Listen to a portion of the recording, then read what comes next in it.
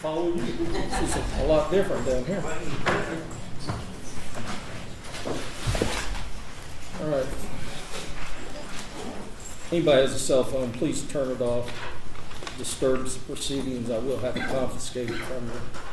Cause numbers 8810 CO1 2408 F6 867 and 868. 867 being State of Indiana versus Brittany Feree, and 868 being State of Indiana versus John Miller III. Folks, this is your initial hearing on new criminal charges. So when I ask a question, Ms. Feree, if you'll answer first, Mr. Miller, if you'll answer second, so we're not speaking over each other. For the record, tell me your full name, please. Brittany Jo Feree. John L. Miller III. And your date of birth? 8/22/79. 10/12/88. And that would make you how old? 45. 35. Last four digits, your social security number?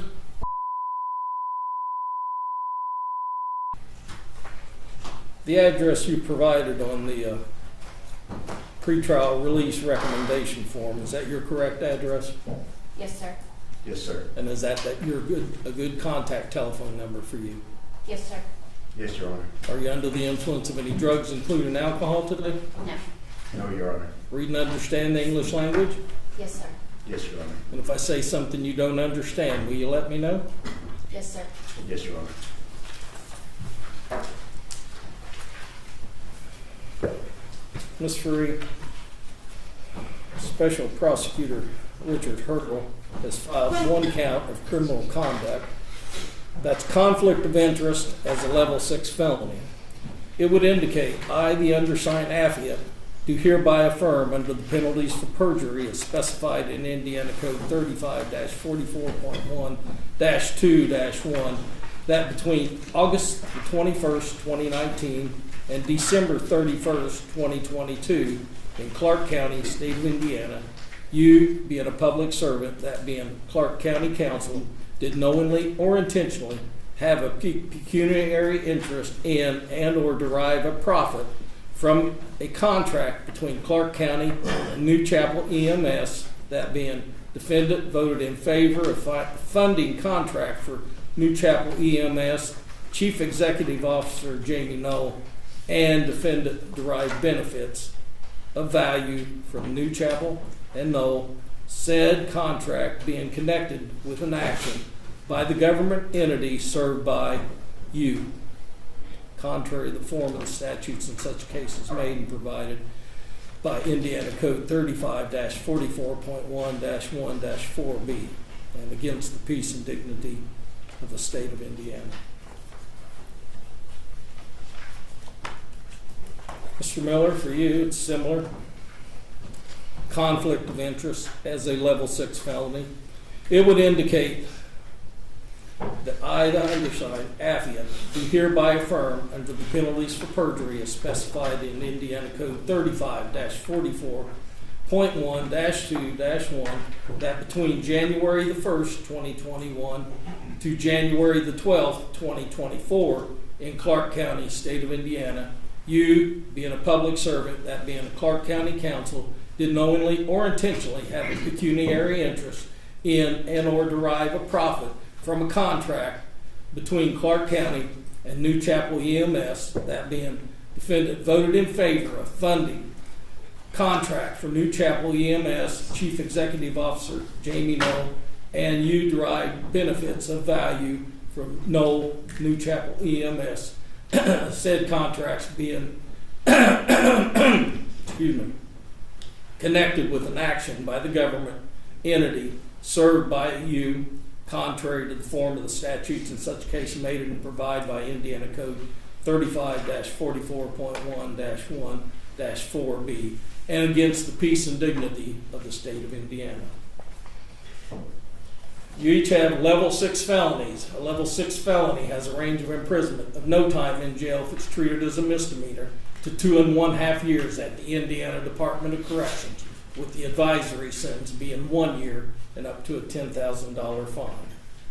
Ms. Feree, do you understand what you've been charged with? Yes, sir.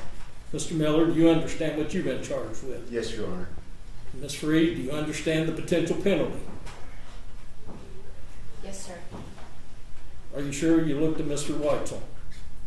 You want me to go over it again? No, sir. No, we went over it previously as well. Okay.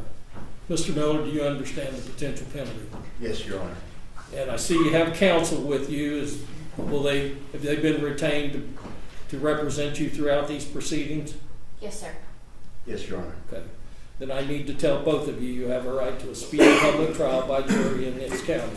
You have the right to face all witnesses against you, see, hear, question, and cross-examine those witnesses.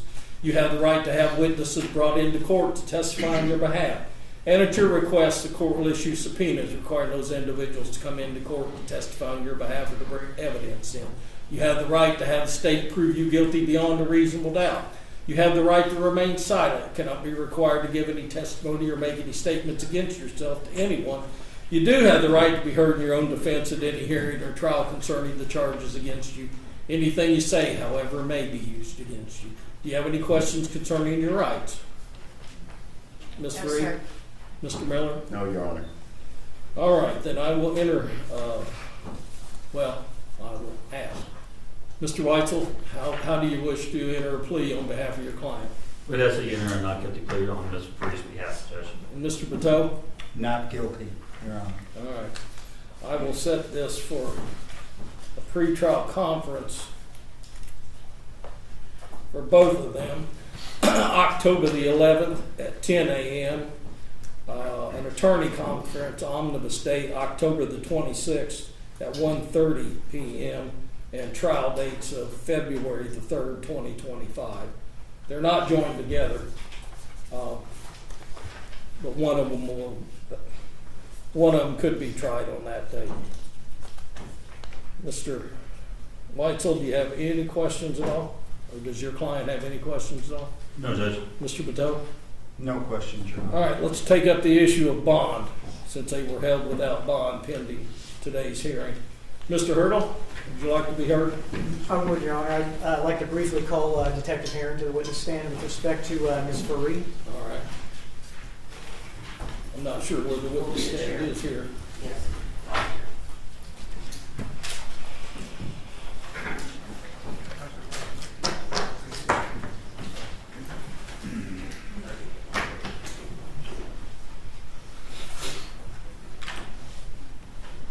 While we're waiting, Officer Herron, would you raise your right hand? Do you solemnly swear or affirm under the penalties of perjury testimony you're about to give to be the truth, the whole truth, and nothing but the truth? I do. All right. You may have a seat. Answer counsel's questions, please. Sir, would you tell the court your name, please? Jeffrey C. Herron, And, sir, where are you employed? Indiana State Police, How long have you been with the state police? approximately 36 years. And what is your current role or position with the state police? I'm a lieutenant out of Area 5, which is the central part of the state of Indiana, which consists of Putnamville, Pendleton, and Indianapolis districts. And when did you come to be assigned to the state of Indiana versus Jamie Noel and ultimately Brittany Feree and John Miller? June 13th, 2023. I'm going to confine my questions, Detective, specifically to Brittany Feree. I'm going to speak to Friday, August 23rd. Were you employed as a state police detective then? I was, yes, sir. Can you tell the court kind of what transpired with your understanding of a warrant dropping for Brittany Feree? So the warrant was issued and on Friday at approximately 11:22 in the morning. And once I got a copy of the warrant, I immediately sent detectives to Ms. Feree's employment, her salon at Head Play in downtown Jeffersonville. And then I sent detectives to her residence in Sellersburg to attempt to locate her and take her into custody. And are you the affiant on the probable cause affidavit, the warrant for her arrest? I am, yes, sir. And how did you come to learn that she was the owner and operator of Head Play Salon? Through my investigation, I ended up, ultimately had an interview with Ms. Feree, plus I was looking through Mr. Noel's records and saw a number of different Venmo transfers of money from Mr. Noel to Ms. Feree via Head Play, which was the salon. And did you come to learn her home address through that same investigation? I did. I ultimately got a search warrant for her home, and I served that search warrant on December 28, 2023, at her residence there in Sellersburg, on Highland Street in Sellersburg. Were you present when the officers went either to her home or to her salon that morning? No, other than when I came a little later on that day, we went back. But yes, not that morning, I was not present. And was she located at either her residence or the salon? She was not. Can you tell the court what you did to try and locate Ms. Feree that day? So once we could not locate her, I ran a flock camera on a vehicle. I knew what vehicle she had. Can you slow down 1 second? What can you explain for the record what flock is? So it's a license plate reader that's put over different highways throughout the state of Indiana, municipalities throughout the state of Indiana. They read a license plate, and so if I want to search for a particular vehicle with that license plate number, I enter that into the database, and that comes up at any time in the rear of that vehicle, a picture is taken of it. And I found that she appeared to be going towards Madison at roughly 10:40 some in the morning on that morning. Were you able to locate what sort of car, or if she was driving alone or separate, or do you know? So the vehicle plate came back to a BMW, and that's what I believe she had. However, it appeared that plate was on an Audi vehicle, a white SUV Audi vehicle. Okay. And was she then apprehended in Madison, since that's where she was? No, I sent detectives over to Madison to try to find her. We did not have luck with that. Okay. So not at head play and not in her home, located in Madison. What do you do as the investigator in this matter then at that point? From then, I actually, myself and 3 other detectives came to her address a little bit later than the initial troopers came, about 12:30 that day. We knocked on the door. We had no answer. We ended up searching the house. The search with the arrest warrant, the search warrant for the person. We searched the house. We did not locate her. At that point, we checked with a neighbor who indicated that she had left that morning. She'd taken her kids to school, and then she left shortly after that. And as a result of that, we went to the school. We figured out which school the 3 children, she had 2 olders and 1 younger child. So we traveled to the school, which is St. Paul, right there in Sellersburg. Are all the 3 children at the same school? They were at that school. At least they indicated they were, yes. Whether it's 2 different types, but the administration of the preschool area we went to said that they were at that school. Was Ms. Feree at the school? She was not. Okay. Did you make arrangements with the principal or teacher administration to attempt to locate her at that point in time? So I tried, at this point in time, I tried to call her on my department cell phone, assuming, because Ms. Feree and I had previous conversation, assuming that my number may come up in the caller ID, it went straight to voicemail. At that point, I asked to use the school's phone. So from the director's office, I ended up calling Ms. Feree. I left her a message that she was wanted, that I had a warrant for arrest, and was asking that she contact me or turn herself in. Additionally, my concern was that the warrant had no bond on there, and the administrator, the director of that school, said that the school closed at 3:30. And so at that point, I wanted to make sure that there was child care adequately protected or in place for the child. So then the next thing I did was I asked the school for the emergency contact for Ms. Feree. And then I was given a name by the name of Debbie Owen. So I contacted Mrs. Owen, or Miss Owen, and I did not get a response on that. I then asked at the school, did he have an alternative way of contacting Ms. Feree? He said he did, which was email. And then I had an email Ms. Feree saying that the state police were at the school and asking them to contact us. What time did these calls and emails occur at the school, detective? Between 12:30 and 1 o'clock. And did she then turn herself into the school or meet you at the state police post at that time? There was no response. She did not at that time. So this is early afternoon. Did you attempt to make any arrangements with the children who were at the school? I did. I then traveled back to the state police post there in Sellersburg, and we contacted Ms. Feree's ex-husband, Greg Feree, and explained the situation and explained that he may need to get the children. He said that he would get the 2 older children, which were his, but he declined to get JW, the younger child, saying that that was not his child, and we needed to find out some other child care for him. And who is the father of JW? Jamie Noel. And how old is JW? 4. And the other 2 children Mr. Feree was going to pick up, he agreed to do that? He did. He had picked up the older 2 children. So school ends, where do you go? So before I left the school, however, I left something out, I apologize. Before I left the school, I left my name and number. And the school had told me, the administrator there told me that it's not entitled for Mr. Feree to use a teenager at the school by the name of Savannah to occasionally watch JW after school and that she also indicated that the school closed at 2:30 and that they had childcare until 6 p.m. that evening. You left the school though. I did. Why did you leave the school? At that point, I already tried to contact her. I couldn't, so at that point, we were actively going to try to locate her out in the community. Did you have any luck locating her in the community? Eventually, I got some leads, and what I found out that she was with her cousin, a woman by the name of, Smith. I apologize for the last name. I can't, Neil. Her maiden name was Neil, married name was Smith. And so as a result of that, I ended up getting a phone number for that woman, and ultimately called her on the phone and left a message for her, and then I followed that up with a series of text messages asking her to call me and that Brittany was wanted. Was there any response from Ms. Smith? It was not. Okay. Did Ms. Feree ever respond back to you that afternoon at all? Only for her attorneys, plural, later on that evening. The other thing we did is we actually went to Ms. Smith's parents' house that we found through locating that. I spoke to them. We received more information on where Ms. Smith lived, and actually went to Ms. Smith's home. We still couldn't find Ms. Smith or Brittany. Eventually, I got a flock radar hit, again, a camera a picture of the rear of the vehicle, and that the vehicle was now in the New Albany area. So it looked like it had originally been in Madison, and then now was headed, it was actually passed by Clark County and Jeffersonville, and then it actually going into the New Albany area, and that was at about 4:45-ish. You'd mentioned earlier that there was a worker at the school, a daycare worker, after school worker by the name of Savannah. Did you speak to Savannah, or did the school speak to Savannah? Eventually, I got a call from the director during this time, about 3:30, 3:45-ish, and the director said, Ms. Feree has reached out to Savannah in a text message saying, it's an emergency. I need you to take JW from the school to my house, watch him all weekend, make sure he's fed and everything else, and then take him to school on Monday, and then I will have my cousin pick him up Monday afternoon.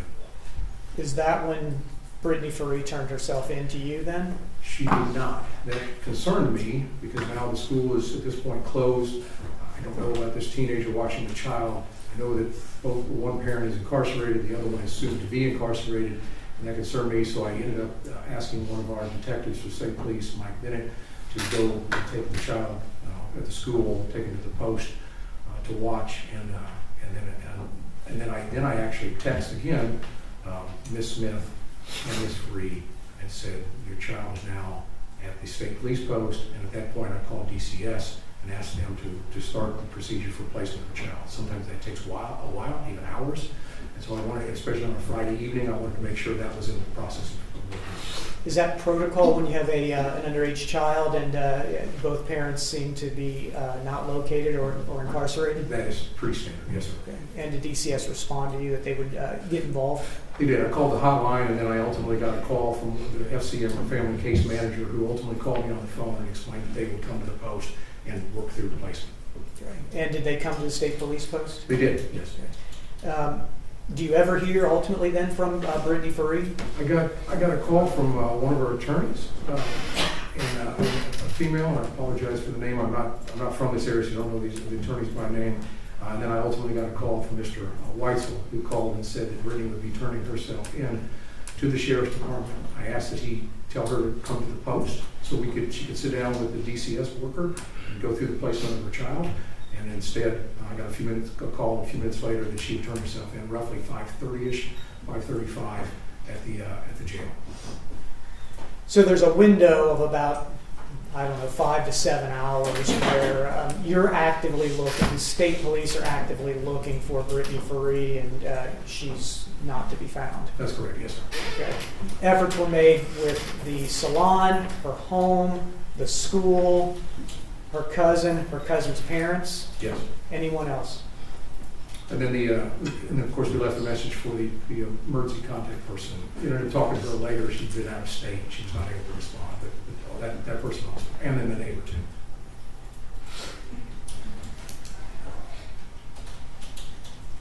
What time did she turn herself into the sheriff's department? About 5:35 p.m. on Friday.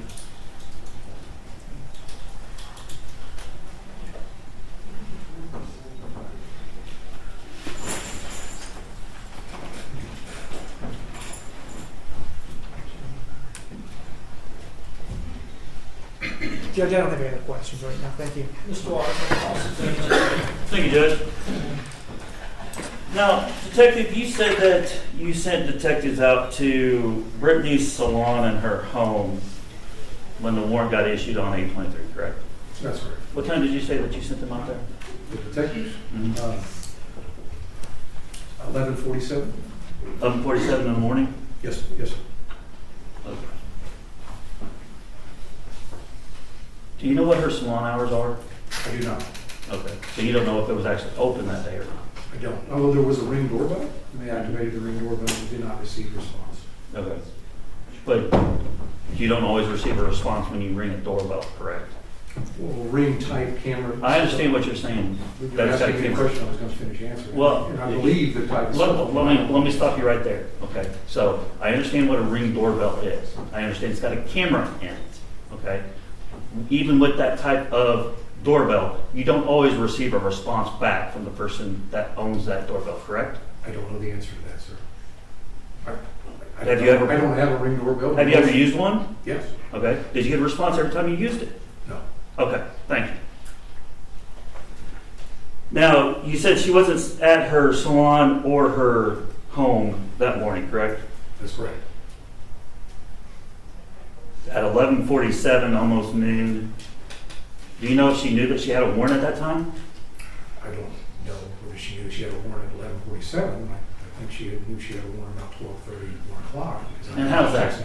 Like I explained earlier, I had I had the school send an email, I did a voicemail, and I believe that was what I believed. And then also, I ended up contacting her cousin, who later I had an interview with later that evening, who acknowledged that she received those text messages and that voicemail. That the cousin had received those? Yeah, yes. Okay, so the cousin received those emails and text messages that you sent her. Cousin received the text message and the voicemail that I sent her, and she indicated that she was with Brittany Okay. that day. But the cousin didn't say that she told Brittany what was in those text messages or on that voicemail, correct? I don't believe specifically she said. Okay. By the way, I'd have to review the interview. Okay. And you say you sent those messages and reached out to Brittany to try to indicate to her that she had a warrant, but you don't know if she actually read any of those or actually did anything with those, correct? I don't know the answer to that, yes. I don't know if she read them. Okay. You said at 10:40 a.m. you got a hit on an Audi that had a plate matching Brittany's vehicle. Is that right? That is, I got a hit on a plate that came back registered to Brittany Feree, and I believe it was a 2015 BMW that was on this vehicle, which is a white Audi. Okay. That was at 10:40 a.m., correct? I'm sorry, that was about 10:27 and 35 seconds.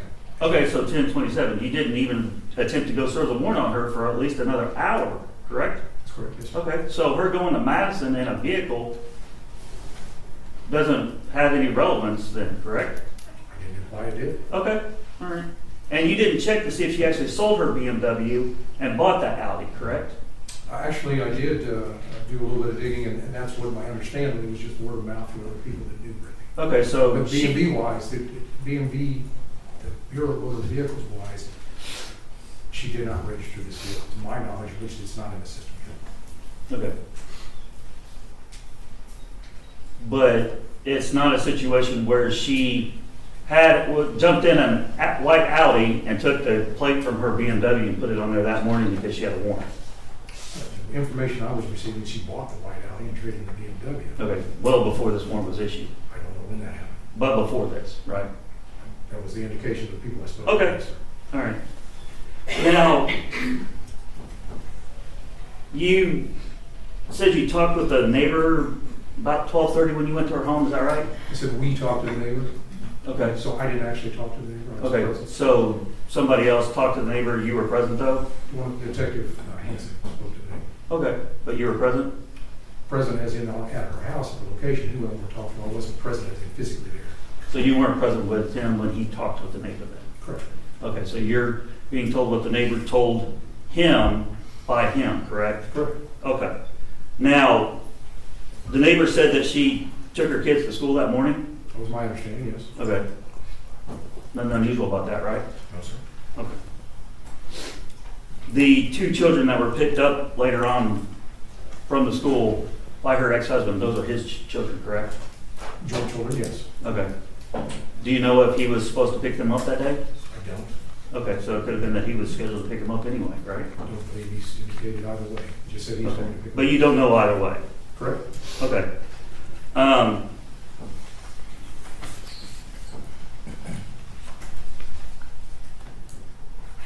you said that the school closes at 3:30, is that right? That's what they told me, yes. Okay. But that's for the school itself, kindergarten through 8th grade, right? I don't know the answer to that, sir. They just said they closed at 3 and it was after-school program until 6. Okay, so there's an after-school program that can care for the children, is that right? Yes. Okay. And would it be accurate to say that to be part of that after-care program, to have them care for your children up to 6 o'clock, you have to be paid for that?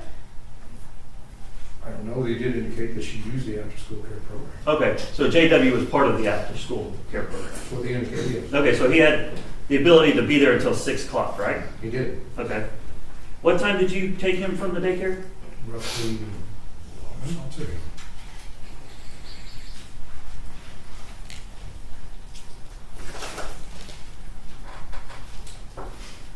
Roughly 16:30, which would be 4:30, 4:35 p.m. So an hour and a half before they close. Right. Okay. Now, you found out from them that there had been arrangements made for his care, is that right? I think I told you that just a few minutes ago. Yes. I'm just verifying, okay? You said it was a Savannah that was going to pick him up? Correct. How old is Savannah? 18. Okay. Legal adult? Yes. Okay. Any reason why she couldn't have cared for the child? Wouldn't be my call. I think it was a DCS call. Why is that? Because I explained one parent is incarcerated, the other parent is going to be incarcerated without bond. But she wasn't incarcerated at the time you took the child from the daycare, was she? Okay. Arrangements had been made by the custodial parent for the care of that child at that time, correct? Yes, according to the school administrator, and ultimately the interview I did with Savannah, he indicated she only watched the child one other time any other evening. That's meaning not watched during the day, but actually spent the night with. She indicated that wasn't a planned for thing. It's my recollection that Savannah said she watched the child on Tuesday, Wednesday, and Saturday morning. Okay. But there's no reason why Savannah couldn't have watched the child. I believe I was concerned about the ability for the child to get proper food, nourishment, watched properly, and the fact that it appeared that it was a last-minute decision to make. And so I was concerned for the child's welfare, and I believe that DCS was the appropriate people to contact. Okay, so if Brittany had turned herself in on a warrant to you at 1 o'clock and had made arrangements for the child, you're going to call DCS, right? I probably still would have called DCS, the hotline, and explained the situation to them, yes. Okay. So, being that she had a warrant didn't make a difference on who was going to care for the child. I wanted to make sure the child was adequately cared for. You have no evidence, no argument, or no statements that says that child was not going to be cared for by Savannah, correct? Restate your question. You don't have any evidence to show that Savannah would not care for that child. I do not, but I did was Okay, concerned so about it. that's my question. It's a yes or no question, sir. You can either get yes or no. Well, you're cutting me off halfway through half my answer, sir. Well, that's because it's a simple yes or no question. You had no statements from anybody or any witness that Savannah would not care or could not care for that child, correct? Yes or no? I can't answer a yes or no on that. You want my answer to that? I want your yes or no on that because that's the question. Whether you had any statement from a witness that she could not care for that child.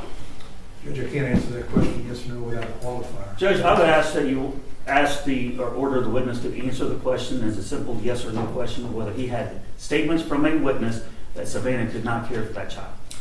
Officer Heron, if you'd be so kind to comply with counsel's request, if Mr. Hurdle wants you to qualify, he'll give you that opportunity. All right, and then please restate your question one more time to make sure. Did you have any statement from any witness that Savannah could not care for that child? Yes. What was it? The statement was from the principal or the director. It said that she received a text message, meaning Savannah had received a text message, and the implication I got from her was that this was questionable. Who was making the questionable statement? The director or Savannah? The director, Jennifer Sieber. Okay. Well, this is all very interesting, Mr. Weitzel and Mr. Heron. What's it got to do with this, with the establishment of a bond? Well, Judge, I mean, I think I get the point, Mr. Weitzel. But- Okay. But I can move proceed on. if you want to. The insinuation from the government is that she's a flight risk, is what they're insinuating. And I'm trying to show that their evidence that they put forth here today, that she is a flight risk, is not accurate. But I'll move on at the court. I get that point. Okay, I can move on, Judge. So you said that you picked up on a flock camera that the alley you believed Ms. Feree to be in was going toward New Albany at 4:45, correct? It's 4:44 and 28 seconds, yes. Okay. Do you have my office address? I don't have your address, I don't know where it's at, because we visited you there. New Albany, right? Yes, sir. So she could have been coming to my office for a number of reasons. Maybe to make payment to hire me in the first place? Possible?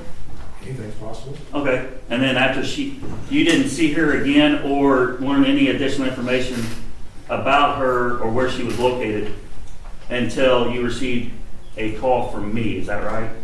Yes, Okay. there was another attorney that called just prior to you. Rebecca Locker? That would be it, yes, sir. Yeah. And Rebecca actually called you regarding the custody and care of JW, correct? Both. That Brittany was going to turn herself in and then the care of the jail. You're not privy to any contact that I may have had with Brittany during this period of time, are you? No. Okay. So if I were to tell you that she contacted my office and I instructed her to turn herself in on the warrant and she said she was going to do so, you wouldn't know whether that's accurate or not, correct? I would not know. Okay. But nonetheless, Brittany turned herself in on a warrant to the jail, correct? She did. Okay. She wasn't found in another state, correct? Turned herself in at the jail, so yes. Okay. Well, you don't have any information that she was trying to flee to California or She's anything? in Louisville or Ohio or anything else. I don't have any of them. Okay. Other than the flock camera that morning and day. I don't have any additional questions this time, Judge. Mr. Weitzel. Mr. Hurdle, No, Your Honor. you may step back. Thank you. Thank you. Any other witnesses, Mr. Hurdle? No other witnesses, Your Honor. Mr. Weitzel? Oh, Mr. Patel? Yes, Judge, I'd call Detective Heron For, for Mr. Mellon. okay. No questions were asked. I'll move on to that in a second. I'm sorry. Mr. Aaron, you can stay there. It'll be perhaps more convenient. You want to make argument in regards to bond for Ms. Feree? Yes, Your Honor.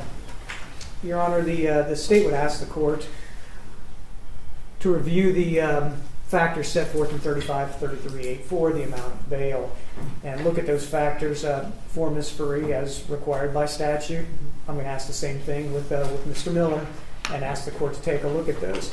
The reason for the testimony today was, I think, circumstantially, the state has shown that there was some evading going on by Ms. Feree, whether that was an hour, whether that was 2 hours or 5 hours. The state's not trying to say that she was skipping town or flying to another country or anything like that, but it seems that at 11:30, 11:45, somewhere in that ballpark, that she's missing. And She's evading phone calls from the school, from the detective, and not turning herself in, except maybe at her convenience, 5:30 at night. And ironically, the only reason she came forward at the time that she came forward actually was when the detective reached out to her and said that the child was at the Indiana State Police Post, and that changed things dramatically, and then there was a turning in very quickly after that. So the state would ask the court to consider that. I'm not going to ask for a specific amount, Your Honor, but I'm going to ask that the court look at Ms. Feree, look at what she's charged with, an F6 felony, look at the circumstances of Friday and what happened with the arrest, and also the connection to her role as a county council member and the co-defendant, Jamie Noel, and the allegations that the court has heard much about over the last year. Mr. Watson. Thank you, Your Judge. turn. First off, I don't disagree with Mr. Hurley. You need to look at the factors in the statute. I think the court is well aware of what those factors are. I think the court is well aware of having reviewed those numerous occasions on other cases, setting bond on other cases. I don't think that that's going to be a problem for the court to review. I think that one thing that I do disagree on is what Mr. Noel did or didn't do, what he may admit to or not admit to, is not a factor to be considered in this or relevant. The charge against Brittany is conflict of interest. It's not a violent crime. So you got to look at the danger to the community. So the argument could be made that she's a danger to the community because she was on the council and she allegedly voted for something that she shouldn't have voted for and misallocated or misappropriated funds for taxpayers. She's not been on the council for over 4 years now, Judge, or approximately 4 years. So that argument that her being a danger to the community is not relevant. So when you look at whether she's a danger to the community, she's not. Second thing, Judge, she actually is not a flight risk either, which is the other factor that the court should consider. Mr. Feree has actually hired me to represent her on a pending investigation. I'm sorry, whom? Ms. Feree Oh. has hired me to represent her on the pending investigation. I've had numerous contacts with Mr. Herring, both by phone, by email, when he's periodically asking questions that he does not know the answer to, that he's wanting Ms. Feree to provide the answer to if she can. And every time a response was sought, it was received. Ms. Feree didn't flee, run, evade, or anything during the last year plus when she could have easily fled to Montana and gone off the grid and been nowhere to be found. She didn't. She stayed here. She wasn't evading anything on Friday. The fact is that anybody that gets an arrest warrant issued, that they know that you're going to be in jail for 2 days at least, if not 3, because you're not going to be able to bond out when the warrant was signed and everything was filed on a Friday, and you're not going to be brought to court until Monday. People have lives. People have to get their fares together. Sometimes that entails going from different locations, doing different things to get those taken care of. Brittany has 3 kids. She had to make arrangements for at least one of them to pick up and be cared for. She wasn't evading anything. She clearly was in contact with 2 of her attorneys that are local that told her to turn herself in on the warrant, and that's exactly what she did.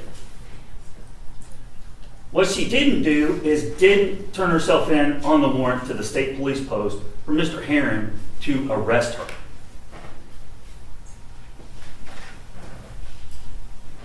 That's the problem. So what we would ask the court to do is release her on her own recognizance. If the court looks at her pretrial release recommendation that the probation department did on her and actually filed, she's not currently on probation. She does not currently have any holds. There's no past failures to appear. The only failures to appear that she could have possibly had would have been on some type of civil matter, because she's got no prior criminal history, never been charged or arrested before until this incident. It says that she has DCS involvement. Well, the reason why she's got DCS involvement is because the state police called dealing with the care of her child when there was no basis for that. She's currently employed full-time. They recommend that she be supervised by pretrial supervision, 1 monthly contact a month. She's considered low risk when it comes to flight. So we feel like that when you look at the changing of the criminal code and the changing of the bond statutes by the legislature to show that somebody that is filed a charge against is a minor offense or a low-level offense, even if it is a felony, should not have to post a cash bond, but should be released on their own recognizance. So that's what we're asking for it to do here today. Well, Mr. Whitelaw, I think maybe you've forgotten, I don't always abide by Clark County standards, and it's not my intentions to do so again today. And I get the point. I don't believe she was trying to leave the jurisdiction. I get the impression maybe she didn't follow Mr. Herring's directions, and maybe that was a bit irritating. So, Mr. Hurdle, anything in response? No, Your Honor. I'll take it under advisement shortly. I'm going to hear about Mr. Miller. Anything in regards to Mr. Miller? Again, pointing out the statute to the court that the court's well aware of, as Mr. Weitzel said. The only things that the state might bring up is that Mr. Miller, at least to my knowledge, is a police officer who is probably issued a weapon, probably has other weapons. I think the danger probably changes slightly with somebody who has training and experience with a weapon, and certainly probably physical combat, defensive tactics, and things like that. So the potential for, I guess, risk to others might elevate more so than it would with a Brittany Feree. But the state does not have any witnesses and asks the court to consider that. And again, that connection, he is, while the state does agree that Ms. Feree is not a city councilwoman, Mr. Miller is a city county councilman who did and does have connection with Mr. Noel, and the allegations are similar in nature of the conflict of interest in his role as county council. Do you know if his arrest has created any change of employment status? I'm not aware that could be potentially something that the witness is aware of. I have not asked him, other than I knew prior to this day or Friday that he was suspended with pay, I believe, Your Honor. And I don't know if Friday changed that or it's status quo. So there would be no reason for him to be carrying a firearm if he's suspended. I can't imagine if there would be, Your Honor. Mr. Bertone, I call Detective Herring. you may. Thank He you. was previously sworn. I'll consider him still under oath. Would you mind stating your name again? Jeffrey C. Herring, Thank you. And what do you do for a living, sir? Indiana State Police Officer. And you've been assigned as detective in this case? I have Lead detective? am. Did you know Mr. Miller prior to this investigation? No. Were you aware that he was a police officer? When I started the investigation, yes. Are you aware how long he's been a police officer? He had an interview with me, I believe, since 2016. The interview was in February? The interview that he did with me? Yes. It was, yes. Did you perform any investigation into his family dynamic? Other than he was married, but no, sir. The reason why I'm asking you is the court has to consider family and relationships pursuant to Indiana Code 3533.84. Are you aware he has a family? You know, the only thing I know is he has a wife and daughter. Right. Are you aware that the rest of his extended family lives in the area? I'm not. And that he's been a resident of the state of Indiana, basically for lifetime? I believe he indicated that in the interview. Okay. And he is a police, we've already talked about, he's a police officer. Is that correct? Correct. Did you look into his disciplinary file? I did not. Are you aware that he's never been disciplined in any way? I don't know either way. Do you know whether or not Clarksville Police Department undertook their own investigation as to any wrongdoing by Mr. Miller? I'm aware of that because they contacted me and asked me for documents and said they were going to do their own internal investigation. Right. And you're aware that they cleared it? No, I'm not aware. According to you, do you think it's still going on? I believe it was still going on, yes. I wonder when the last time you checked. I talked to the chief, Ned Wall, on Friday. All right. And you talked about the investigation, and he specifically told you this investigation is ongoing? No. I indicated, through my search warrants of Jamie Noel's computer, I found a polygraph investigation that indicated that he did not. Wait, does this have to do with your conversation Friday? It does. All right. Well, I didn't ask, I asked whether or not you were told specifically that the investigation was ongoing. That was my question, and I think you answered that, and you said you believed it to still be ongoing. I was getting ready to explain why I thought it was still ongoing. Okay. I didn't ask that question. But I think you and I can agree upon there's been no disciplinary action taken against Officer Noel in regards to this or anything else. The only thing I know is he was suspended with pay up until Friday, and then he came by and collected all of his belongings and police equipment and things like that from his wife, from their residence. And that was the last I heard. That's an important point because they took his service weapon. Is that correct? I don't know the answer to that. Well, you and I talked on the telephone on Friday when you were opening the lockbox that contained his service weapon. I don't know if that was a service weapon or not. I was looking for a cell phone. All right. As lead detective, is it your responsibility to know what's collected pursuant to a search warrant? If my search warrant had covered a firearm, I certainly would have collected it. If my search warrant included just a cell phone, and I obviously, when I opened the box, there was a firearm there, and so there was no need to go through and look and see if that was his issued service weapon or what that serial number. So, Did not go any further. I simply shut the box and completely things. good enough. So the only thing you collected on that day was a cell phone? No, sir. Actually, I couldn't find the cell phone Okay. in his residence, and we ended up having his vehicle towed from where he was apprehended to the post, and I applied for a search warrant, or I wrote a search warrant over the weekend. I submitted it this morning. So you collected nothing? I didn't. Yes, correct. Is it accurate to say that you talked with Mr. Miller in February sometime? Yes. And how did that interview come about? He had an attorney by the name of Pat McGrath who set that up. We had an interview on the courthouse square. There was a lawyer's office there on the south side of the square. We had an interview which lasted roughly 2 hours.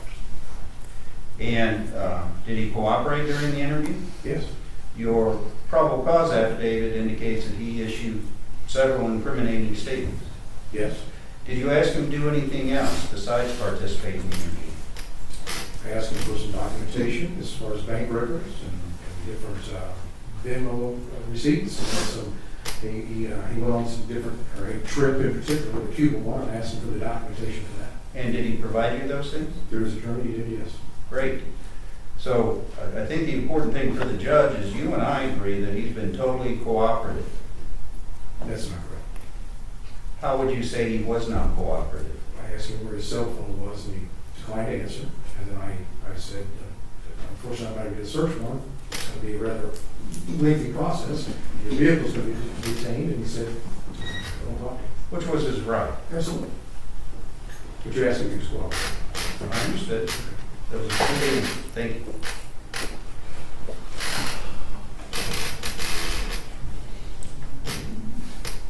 If you know, has the county council ever taken any disciplinary action against Mr. Miller? I do not know.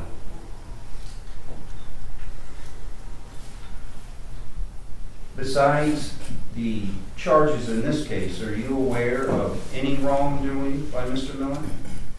Yes, Legal crimes? yes, Did it come out of your investigation here? yes, sir. How was it that Mr. Miller was picked up? When the warrant came down, it was active. I got a call from the sheriff, Scott Maples. He advised that the warrants were active, they weren't going to be put in the system. I said, well, I will start the process of looking for Mr. Miller. He said, well, I'm at a fundraiser. I just pulled up at the Kingdom Life Church, I believe it's called. And he said, John Miller's car is here in the parking lot. If he's here, what would you like me to do? I said, well, Sheriff, if you would, please take him into custody, and I will send a detective by there. And that's exactly what happened. Well, as far as the detective by, he called me back and said, hey, well, my detective's here, we'll just take it to the post. Right. But that's not all that happened. What did John Miller do or say when he was told there was a warrant? I don't know, I wasn't there. I know he was allowed to make a phone call from inside his vehicle, but I don't know what the conversation was and what he did. Right. Are you aware that John Miller wanted to turn himself in? I'm not aware. Are you aware of whether or not there was a physical altercation at the time? I have to go by what the sheriff told me and what one of his deputies told me, that it was not. Right. And he wasn't combative or difficult or anything like that. Surely that would have been reported to you. Correct. So he was taken into custody immediately. He was. All right.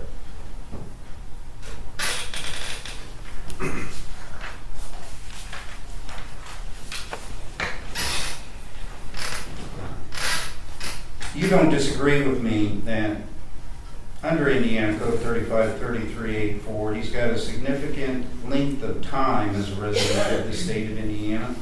I don't know what code you're referring to, but as far as your verbiage there, I believe he is a long-term resident of Indiana. Yes. He was employed at the time? Yes. Do you dispute that he has strong family ties and relationships to persons here in southern Indiana? The only thing I know is what you have told me, or that he had a wife and child in the home in Charleston. So you don't know whether or not he's got any contacts whatsoever out of state? I don't know the answer to that. No, sir.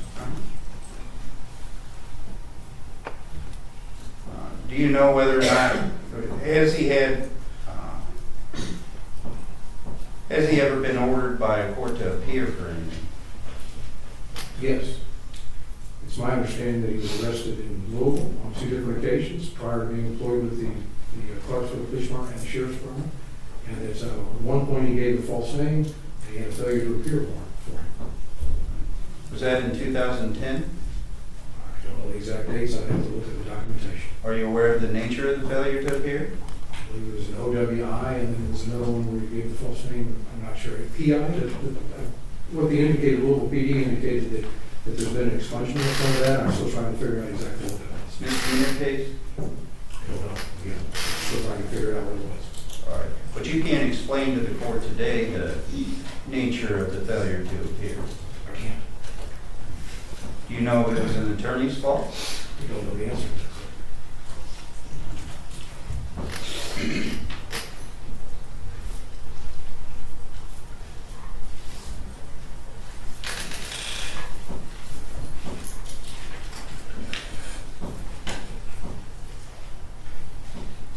That's all.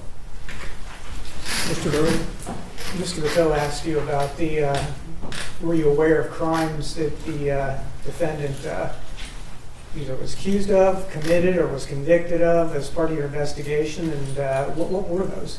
I believe it was the OWI and the PI, and that was obtained through the polygraph test that we found on Mr. Mills' computer.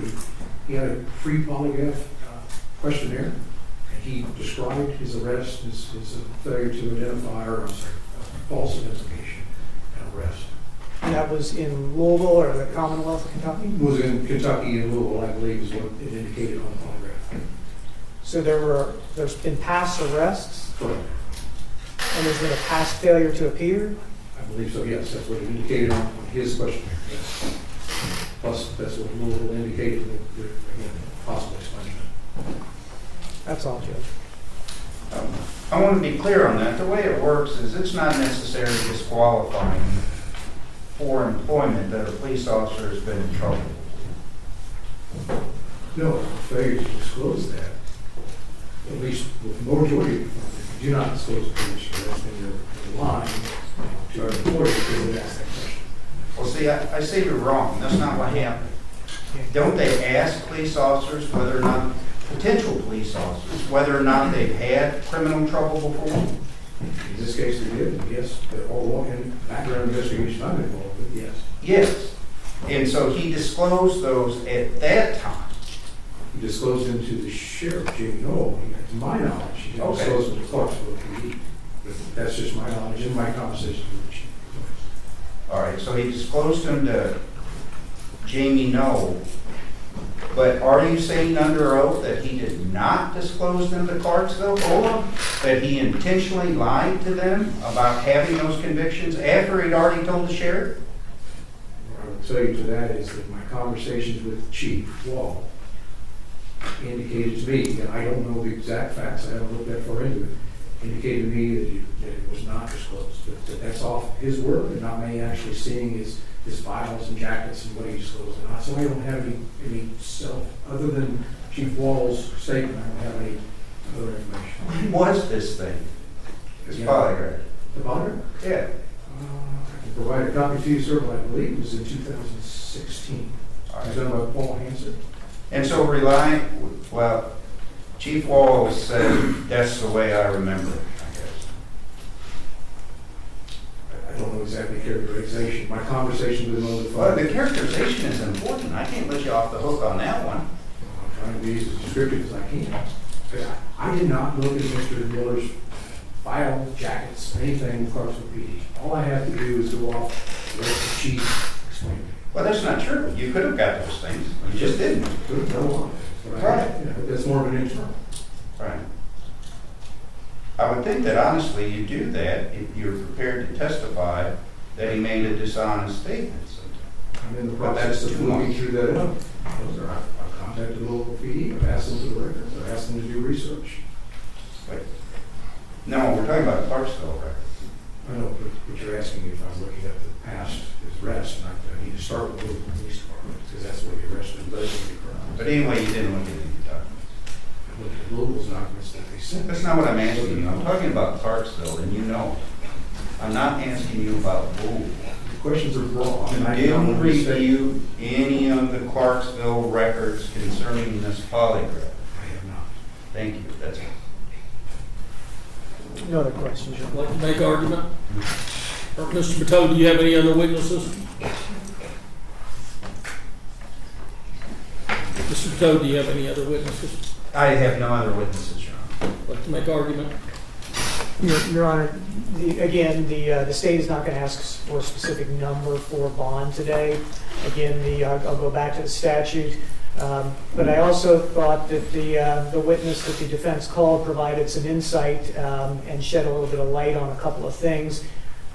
Prior arrests by the defendant in Louisville, as well as some failure to identify or failure to provide information or something along those lines that the court can consider in dealing with his bond today. Ask the court to consider those.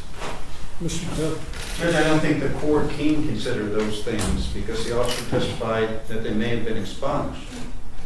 State doesn't present any evidence whether or not they had been expunged, so I don't think the court can rely on it until that's proven. Two, it was a long time ago, and they were misdemeanors, OWI, and I'm not sure what he said about, he did make a reference to some sort of false informing, but no details were given of that. What the state had to demonstrate for the court, and it's the state's burden, is that there's a risk of non-appearance or some danger to the community. So, risk of non-appearance, what we know from the officer's testimony is that he's a lifelong resident of the state of Indiana. He's 35 years old. His immediate family, a wife and a daughter, reside here. And to most folks, that's kind of important. People don't run off from their wife and family, especially for a level 6 felony.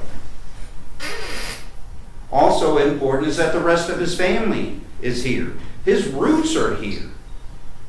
It's ridiculous for any argument to be made that this guy's going to flee. It's ridiculous. State had to prove that. They didn't prove that. Second thing, danger to the community. And I just very disappointed heard the prosecutor say, well, he's got access to guns. Well, of course, the court can order him not to have access to guns, especially in light of the fact that he's been suspended as a police officer.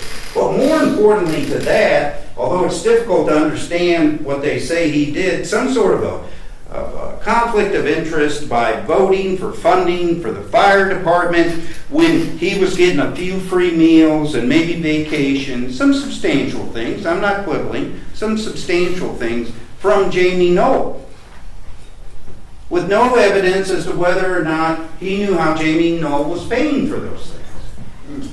The thing about it is, I'm sorry? I think it came from the gallery. Okay, I'm sorry. Had I known, I wouldn't stop.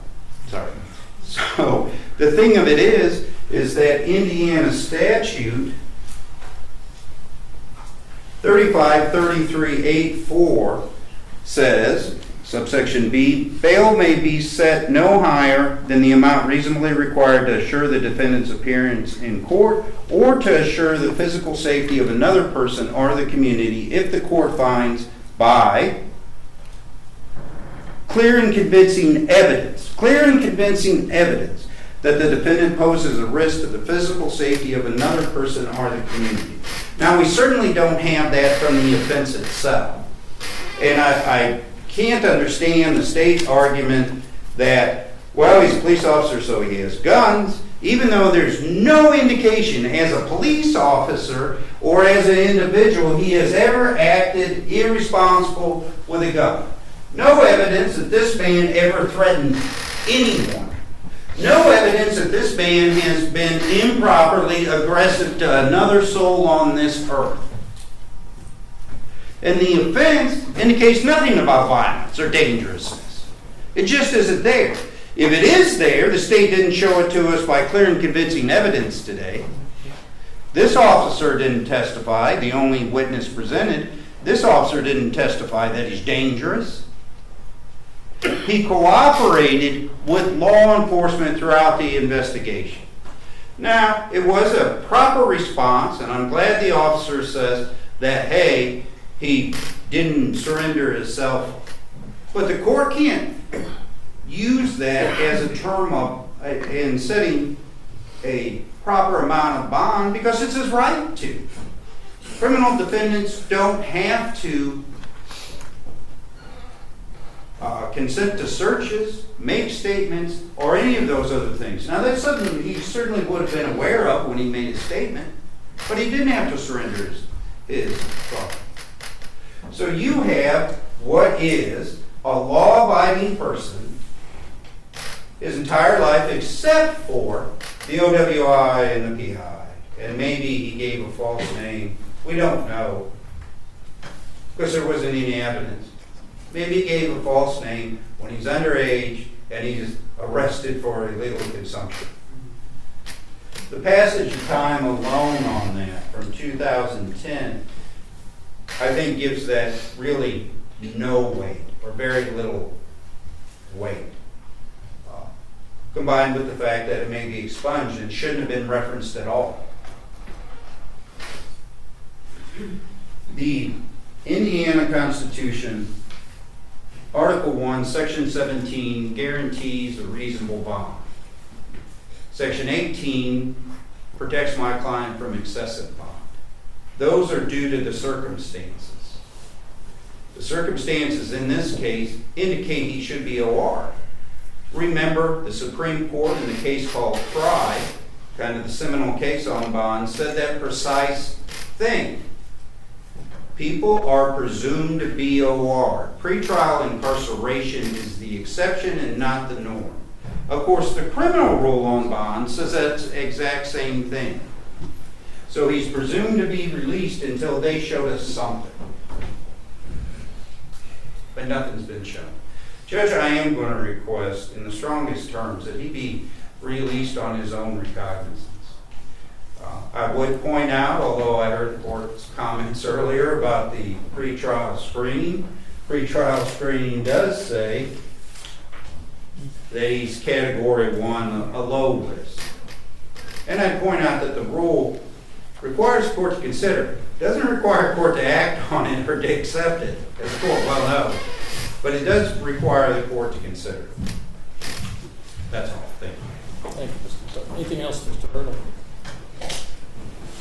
Only, Your Honor, that the probable cause affidavit can and should be considered by the court in its determination as well. Judge, I want to object to that. That wasn't introduced at the hearing. The prosecutor did not It's part of the case, Your Honor. Prosecutor did not request the court to take judicial notice. There's a lot of things that are part of the case. The court can take judicial notice. It's not part of the any part record. of its Can I file. finish, please?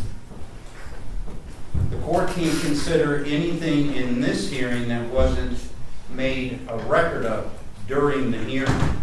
That really is black letter law. I don't know why anyone thinks that to be funny. Mr. Toad, if you'll, I may not have followed this from the beginning, but when Mr. Noel was originally arrested, the state asked that his bond be set at $25,000. I multiplied that by a factor of 3. Mr. Stewart took it up on appeal. The Court of Appeals found that my ruling was appropriate. And based upon Clark County standards, Mr. Noel was to be released on recognizance with, I think he was at the same low level. So I'm not too concerned about Clark County standards. Does your client have a firearm? He can answer that, Judge. Yes, Your Honor. What kind do you have? I've got multiple handguns. I think 3 handguns. You have a shotgun? Not at my home. Got access to one? No. Well, I'm going to impose the same terms I did with Mr. Noel. Surrender your sidearms. You may possess a shotgun for personal defense. Remember what I told Mr. Noel? Yes, Your Honor. Repeat it for me. Don't try to deceive you. I will not like the consequences. Do not do anything stupid. Do not try to deceive me. Do not try to defy me. You will not like the consequences. Good. You will not have any contact with any of the individuals associated with this case to discuss it. You can obviously interact with your own attorney, who will have the opportunity to speak with other counsel. Not leave the jurisdiction. Do you know what the terms of your employment currently are? No, Your Honor.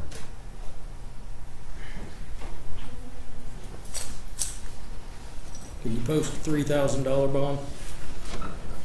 Yes, Your Honor. That'll be what it is. No drugs or alcohol.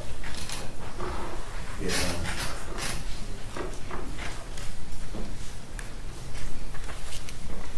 That's in my jurisdiction. I typically set a level 6 felony somewhere between $2,000 and $5,000, depending on the circumstances. What's your position with the council? Vice President of Clark County Council. What's your specific job? Anything? Clark County Council is the fiscal body of county government. I understand that. I'm still on the council. Is there any subcommittees? No, Your Honor. Does your client have a shotgun? She doesn't have a shotgun, Your Honor. She just informed me that she does have a handgun, and she's willing to surrender that or have somebody else take possession of it. Have her surrender, unless you want to take possession of it. I'll have her surrender it to the sheriff's. She can have a shotgun too if she wants one. Right. Same terms as Mr. Miller.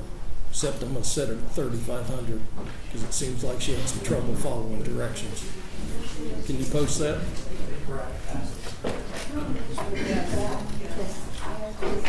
Shh. Quiet, folks.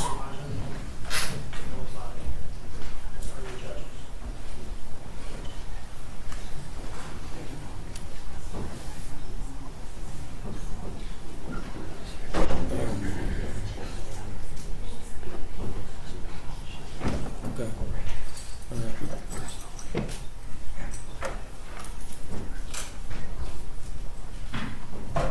Mr. Weitzel, will she be able to post 3,500?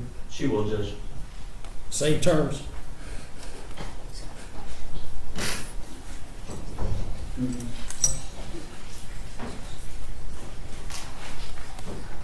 She's got a question, and it's more for her to know that follow, so she can follow the court's rules. Her son has medical issues, and she's wanting to know if he has to go to Co-Sayers Children's Hospital, but either taking him there or if he's rushed there for medical issues. She may go, Okay. but I want her to report.